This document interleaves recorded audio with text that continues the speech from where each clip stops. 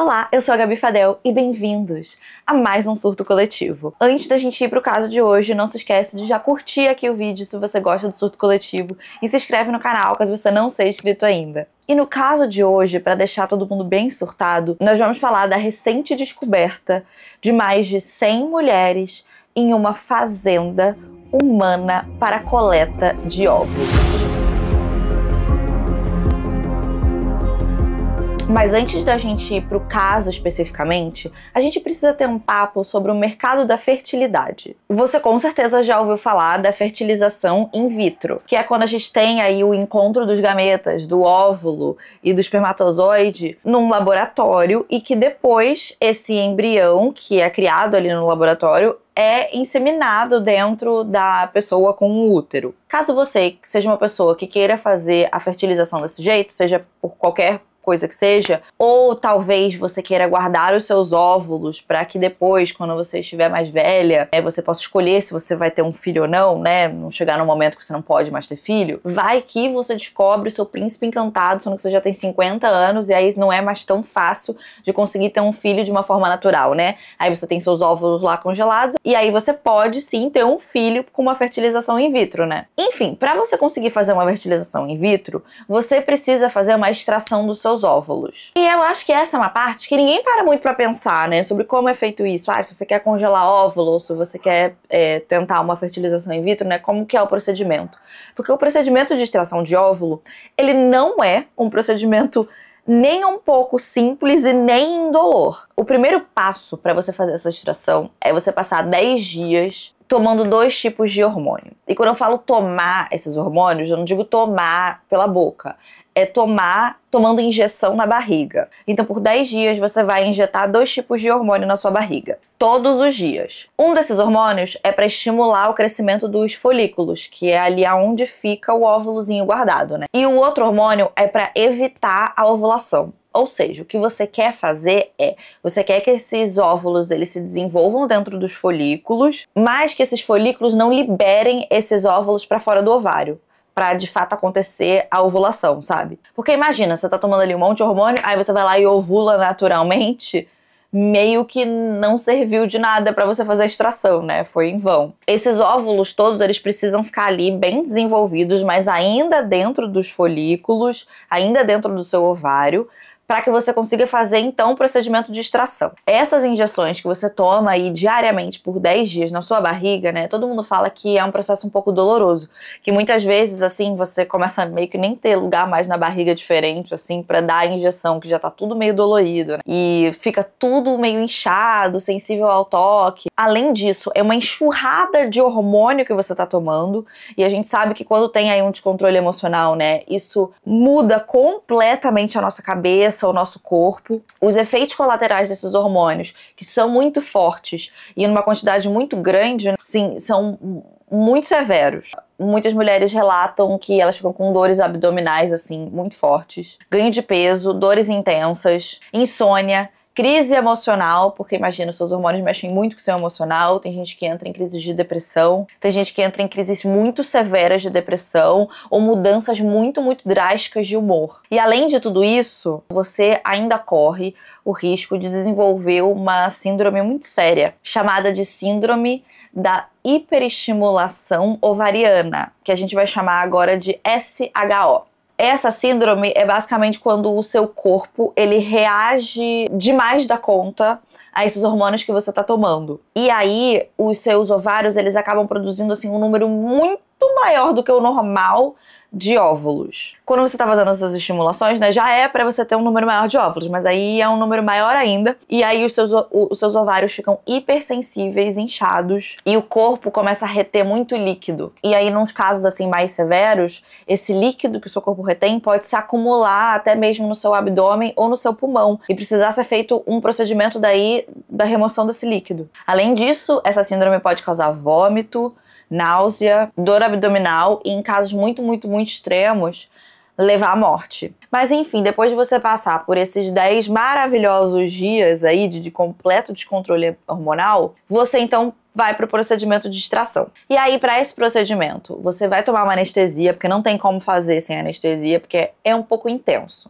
Você vai tomar uma anestesia, às vezes pode ser local, às vezes pode ser geral, depende do lugar onde você for fazer esse procedimento. E aí, com o ultrassom transvaginal, eles vão identificar esses folículos ali que estão estimulados com os óvulos. E aí, eles vão usar uma agulha bem longa e fina, que é especial, que faz que consegue fazer uma sucção. E eles vão inserir essa agulha por dentro da sua parede vaginal, em direção a esses ovários, e sugar com essa agulhinha esses óvulos. Isso precisa ser feito assim com muita precisão, porque os óvulos são muito pequenininhos, são delicados também. Então você pode acabar estragando eles com facilidade, então precisa ser com bastante cuidado. E aí a recuperação, assim, varia de mulher para mulher, né? Ou pessoa com útero para pessoa com útero. Algumas pessoas conseguem sair no mesmo dia, já ir para casa, e outras têm que ficar ali alguns dias, às vezes até algumas semanas, para conseguir se recuperar do procedimento. E assim, o que muitas mulheres descrevem é que toda essa jornada para você conseguir fazer isso é extremamente brutal e muito, muito, muito cansativa. Existem relatos de pessoas que falam que esse procedimento da extração é pior do que dar à luz. E em alguns casos, as mulheres ficam tão inchadas que elas parecem até que estão grávidas de 8 meses. Nesses casos também, que o líquido se acumula no seu corpo, muitas vezes essa drenagem desse líquido é feita sem anestesia.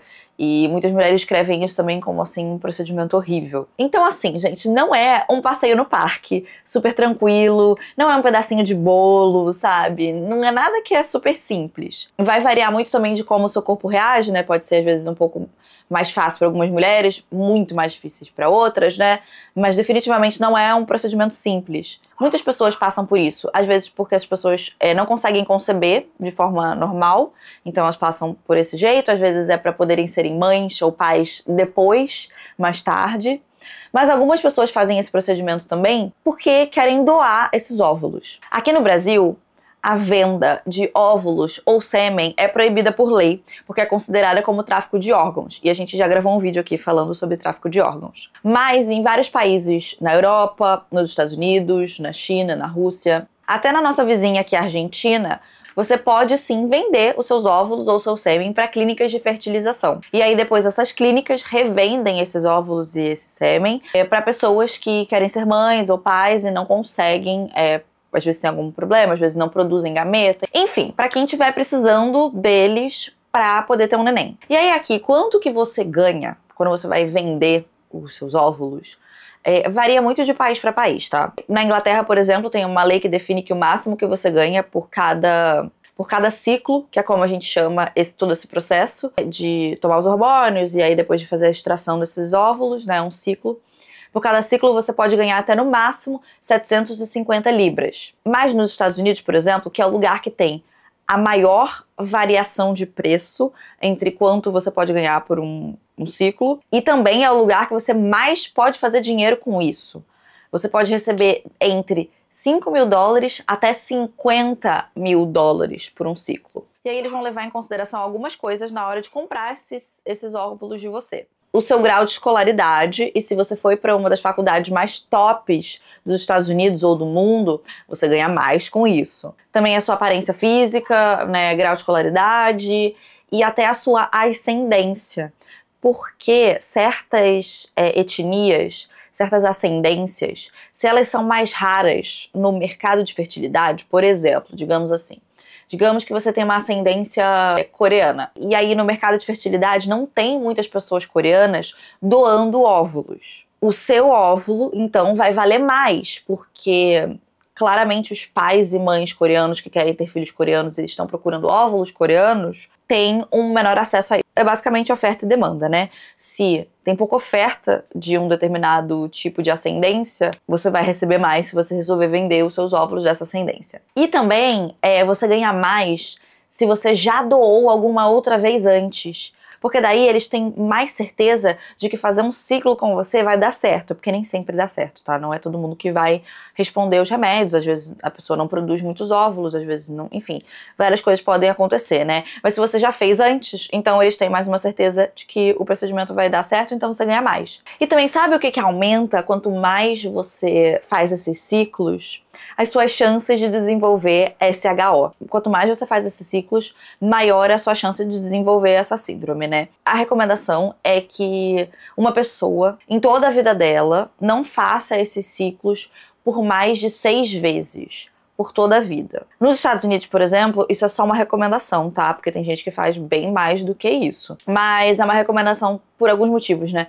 Tanto pela saúde da pessoa, para não desenvolver uma síndrome de SHO, como também porque assim, daí vai ter muito do seu material genético no mundo, muitos óvulos seus, e aí corre o risco também dos seus filhos, que são meios irmãos de não sabem, acabarem se metendo em relacionamentos entre si, né? Então é para evitar isso também. Mas em muitos lugares não tem muito controle sobre isso, como por exemplo nos próprios Estados Unidos, né? Aqui no Brasil isso não é um problema porque as pessoas não estão vendendo óvulos. Mas em alguns lugares, por exemplo nos Estados Unidos, não tem muito controle, então vai saber. Agora que você entendeu como funciona e você entendeu como é o processo de extração de óvulos, imagina você ser obrigada a passar por isso todo mês. O nosso caso começa em setembro de 2024. A Fundação Pavena, que ajuda mulheres e crianças vítimas de tráfico, recebeu uma ligação de uma mulher que foi identificada somente como Ná. E a Ná contou uma história de um verdadeiro assim, pesadelo que ela tinha vivido. Ela disse que ela e outras 100 mulheres estavam presas na Geórgia e eram obrigadas a passarem pelo procedimento de extração de óvulos todos os dias numa fazenda de óvulos. A Ná contou tanto para a Fundação Pavena quanto para as autoridades tailandesas como que aconteceu, como que ela caiu nessa. Ela disse que ela viu um post no Facebook com um anúncio procurando mulheres que quisessem ser barrigas de aluguel na Geórgia. O pagamento era de $800 por mês de gravidez. Essas mulheres iriam morar com a família específica, né, pela qual elas estariam tendo essa criança. Elas teriam toda a viagem bancada. E no final, depois do parto, elas receberiam ali entre $200 mil até $111 mil.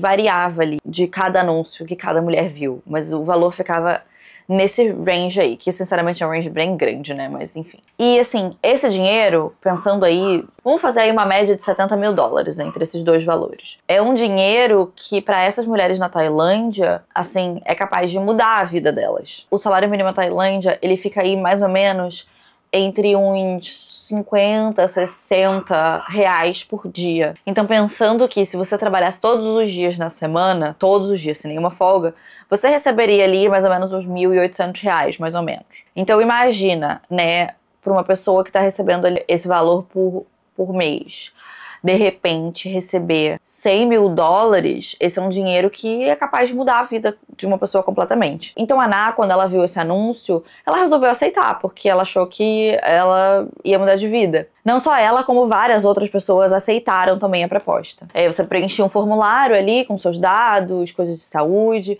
Muitas mulheres fizeram a pesquisa para ver se aquilo ali era isso mesmo, né? E foram. A Geórgia é um país europeu que meio que virou um polo de barriga de aluguel. Tem pessoas de vários lugares do mundo que acabam pegando uma barriga de aluguel na Geórgia. É legalizado lá esse tipo de trabalho. Aqui no Brasil, por exemplo, isso não é legalizado, não pode. Mas lá, na Geórgia, isso realmente existe. Então, quando essas moças tailandesas aceitavam essa proposta, elas eram levadas para Dubai. Era uma parte ali da experiência fazer uma viagem por Dubai. Elas iam todas em grupo, elas ficavam em hotéis pagos pela agência, elas faziam passeios, tudo pago pela agência, tiravam fotos de todo mundo, falavam, posta na rede social, mostra que você tá se divertindo. E aí, depois de alguns dias ali em Dubai, elas iam até a Armênia, e da Armênia pegavam um trem para a Geórgia. Aí, assim que ela chegava na Geórgia, a galera ali da agência vinha com um papo de que eles tinham que recolher os passaportes delas. O que eles diziam é que esse era um procedimento de segurança, porque já tinha acontecido antes um caso em que uma das moças, que era a barriga de aluguel, acabou se apegando ao bebê e fugiu do país, né? Pegou o passaporte e fugiu do país. E que aí isso criava um monte de problema legal, né? Porque o filho é da família geneticamente, mas aí ela tá gerando filho, e aí que tinha, enfim, né? Uma grande treta. Então que eles iam guardar os passaportes delas para que isso não acontecesse, mas que caso acontecesse alguma emergência, caso elas precisassem, né, viajar por algum motivo, etc., isso tudo poderia ser conversado com eles, que era só pra ter certeza que elas não iam fugir, sabe? E aí isso, inicialmente, pareceu razoável, e elas entregaram os passaportes. Só que aí, em vez delas serem levadas para as casas das famílias com quem elas iam ter uns filhos, uma coisa assim, uma vibe bem Handmaid's Tale mesmo, elas primeiro foram levadas assim para um prédio que era meio que um grande galpão, assim. E a Ana conta que nesse primeiro prédio tinha ali em torno de umas 60, 70 mulheres tailandesas, todas vivendo ali e em condições assim muito precárias. E que depois delas estarem ali inicialmente, logo elas foram separadas e colocadas em outras casas com outras mulheres. As sobreviventes contam que essas casas elas tinham um fluxo muito grande de homens entrando e saindo. Esses homens, eles eram chineses, eles entravam e saíam quando eles queriam, e as mulheres todas eram obrigadas a ficarem ali, elas não podiam sair. Quando elas perceberam que elas tinham sido enganadas, que o rolê não ia ser como foi prometido, algumas tentaram escapar. E quando elas tentaram sair, os homens começaram a dizer para elas que elas iam ter muito problema se elas saíssem, porque elas estavam na Geórgia ilegalmente e que elas iam ser denunciadas às autoridades por migração ilegal e que elas iam ser presas. E a partir disso que começou o verdadeiro pesadelo. Elas eram acordadas cedo, obrigadas a tomar as injeções com os hormônios e eram todas monitoradas para ter certeza de que os hormônios estavam funcionando, que estava dando tudo certo com o tratamento hormonal. Quando chegava o momento de extração, elas eram levadas para um centro médico assim que era bem improvisado, aonde elas eram sedadas e tinham seus óvulos removidos. E tudo isso era muito doloroso, deixava as mulheres muito debilitadas. E logo depois da extração, elas já eram obrigadas a começar um novo ciclo, sem descanso. Tinha muitas mulheres que estavam muito magras, que não conseguiam comer, o corpo exausto de passar por esse procedimento sem descanso. Outras estavam muito inchadas, com muita dor, com sintomas de SHO. E mesmo assim, mesmo essas mulheres com os sintomas da síndrome não eram poupadas, elas continuavam participando do ciclo e continuavam tendo seus óvulos extraídos. E aí aqui, você pode estar se perguntando, para onde é que esses óvulos estavam indo? Então, o mercado de óvulos é um dos mercados mais difíceis de rastrear. Justamente porque essas doações ou as vendas, elas são feitas de forma anônima, né? Justamente para não ter aquela coisa de quem é a minha mãe e meu pai biológico, né? Esse tipo de coisa. A Business Week, que é uma revista norte-americana, fez uma reportagem tentando obter dados, né? Tentando rastrear certos óvulos. Não necessariamente esses que eu tô falando, tá? Mas óvulos em geral. Conseguir dados, por exemplo, sobre importação ou exportação de óvulos humanos, sabe? Esse tipo de coisa, para saber o caminho desse material genético humano faz. E eles tentaram fazer isso assim em 15 países e eles descobriram que é praticamente impossível você conseguir rastrear, descobrir para onde foi, o que aconteceu, quem, quando, onde, por quê. Que simplesmente não tem um fluxo claro do que tá indo para onde. E a indústria da fertilidade, ela tem uma falta de transparência e de regulação, não existe muitas leis ainda, porque é algo que é relativamente novo, a gente não tem esse tipo de técnica há muito tempo, que faz com que fique fácil acontecerem certas coisas sem que ninguém perceba. Então a maior teoria que se tem é de que esses óvulos, todos que estavam sendo coletados ali naquela fazenda humana, estavam sendo vendidos para clínicas de fertilizações sérias, de verdade, normais, regulamentadas, mas que estavam comprando ali aqueles óvulos um pouco mais baratos. Já é um tipo de tecido humano que é difícil de você conseguir, né? A gente já fez aqui um vídeo falando exatamente sobre o tráfico de órgãos ilegal. Sabem que talvez seja de uma procedência um pouco duvidosa, você não sabe muito bem como é que foi feita essa coleta, mas que para eles é muito bom porque eles conseguem depois revender esses óvulos para as pessoas que querem ter filhos, né, por um valor muito caro. E aí essas pessoas que estão comprando, esses futuros mamães e papais, acham que eles estão comprando um óvulo que foi feito tudo certinho, de uma pessoa que resolveu vender ou doar os óvulos, né, acha que tá tudo certo, mas não tem como saber realmente, porque você não sabe de quem veio aquilo. Existem outras teorias, né, claro. Tem teoria de que esses óvulos estavam indo para experiências genéticas, clonagem, programa de melhoramento genético da raça humana. Várias outras teorias malucas, você pode inventar a sua teoria maluca aí do que seja, mas a mais aceita é que eles estavam sendo vendendo para clínicas de fertilização regulamentadas. Agora, essas mulheres que estavam nessa fazenda, elas eram informadas de que elas poderiam sair dali se elas pagassem, e aqui esse valor, eu vou falar dois valores que não tem nada a ver uma coisa com a outra, tá? Mas é porque eu encontrei fontes diferentes enquanto eu tava pesquisando sobre esse caso, que falavam valores muito diferentes. Então, fica aí um valor entre $1.400 até $22.000. eu não consegui uma confirmação, até porque não existe muito material disponível na internet sobre esse caso. Você encontra, assim, muita matéria, muita coisa na Tailândia, de jornais tailandeses. Mas o resto da mídia global não tá cobrindo tanto assim esse caso, então fica um pouco difícil, às vezes, de conseguir confirmar certas informações, tá? É um desses dois valores. Só que assim, seja $1.400 ou $22 mil, ambos os valores são muito altos para essas mulheres. Imagina só que elas já toparam ir para um outro país, muito longe, para passar por quase um ano lá, sem conhecer ninguém, sendo barriga de aluguel de uma família que elas não conhecem por dinheiro. Então você sabe que essas pessoas não têm um poder aquisitivo, né? Não tem um dinheiro assim fácil de conseguir pagar alguma coisa, de conseguir pagar um valor desse, né? Imagina, e aí elas não têm trabalho ali, elas não têm família ali, elas não têm nada. Como é que elas vão conseguir esse dinheiro? E aí não só elas não têm nenhum laço, né, externo com a família delas, com nada, elas ainda por cima eram realocadas o tempo inteiro entre as casas para que elas não conseguissem formar laços entre si também para escapar. Então, realmente, o seu único jeito era conseguir pagar esse resgate, esse valor que eles falavam que se elas pagassem, elas conseguiriam sair. A Ana conta que ela conseguir escapar foi, assim, um misto de sorte e coragem. Ela passou meses presa nessa fazenda de óvulos, até que chegou um ponto que ela percebeu que ela não ia mais conseguir passar por outro ciclo. O corpo dela estava muito fragilizado, ela estava muito fraca, ela estava se sentindo muito mal. Ela conseguiu, então, entrar em contato com a família dela e pedir o dinheiro pro resgate. Ela fez uma série de ligações em segredo e conseguiu falar com a família dela na Tailândia e implorou pra ajuda da família. E a família também, que é uma família também muito pobre, né, conseguiu juntar o dinheiro, mas aí é que você imagina que, assim, é um dinheiro deles, assim, de meses e meses e meses de trabalho, sabe? Não era um dinheiro que era fácil pra eles de conseguir. Mas eles conseguiram juntar o dinheiro, pagaram o resgate para que a Ana fosse solta. E aí aqui a parte que mais me surpreendeu é que eles pagaram esse dinheiro e, de fato, eles seguiram com a palavra deles e eles, de fato, liberaram a Ana. Uma vez liberada, ela estava então sozinha na Tailândia, e aí ela buscou a ajuda de tailandeses que moravam lá, trabalhavam por lá, e com esses contatos na comunidade tailandesa, ela conseguiu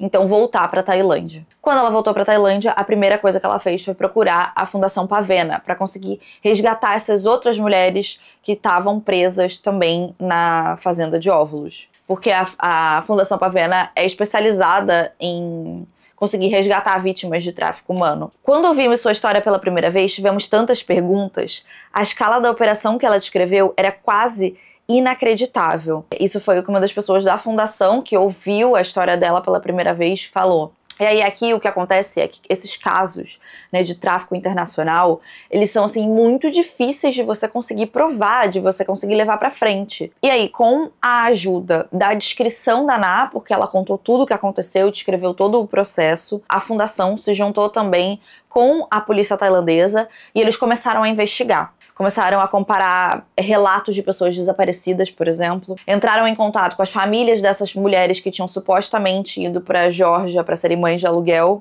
E aí, usando a descrição da Ana também, eles foram tentando localizar aonde ficava esse complexo dessa fazenda humana, porque eles também precisavam saber a localização exata de onde era. Aí as autoridades tailandesas entraram em contato com a Interpol. E aí, com a ajuda da Interpol também, eles começaram a organizar a missão de resgate. No dia 3 de fevereiro desse ano, de 2025, 3 mulheres foram resgatadas da fazenda. Só que aí agora é que complica. Porque assim, você se lembra que eu falei que tinham 100 mulheres nessa fazenda, né, de óvulos.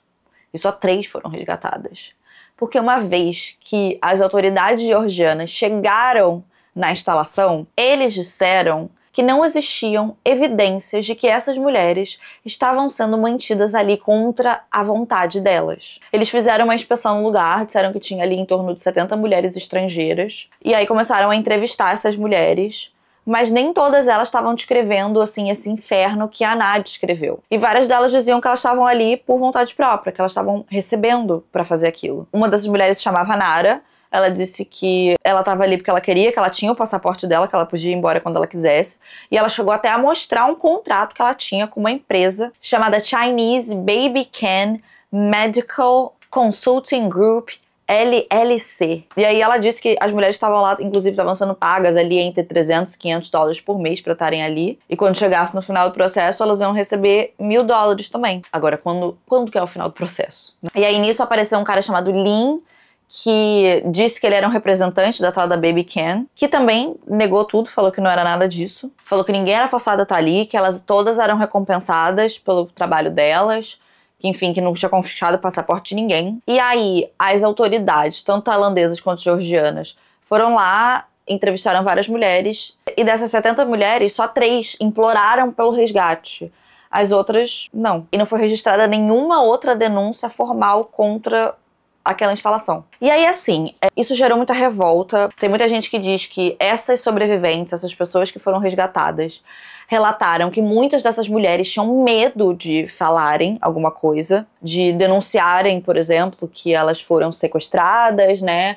Elas tinham medo dos sequestradores, ou então que elas não sabiam falar a língua para conseguirem pedir o resgate, elas não conseguiam se comunicar o suficiente para isso. E a Geórgia, que tinha virado praticamente um polo de barrigas de aluguel, né? E aí tava atraindo tanto doadoras de óvulo quanto mulheres que queriam ser barriga de aluguel do mundo inteiro para ir para lá, e clientes também, pessoas que queriam ter filhos, né?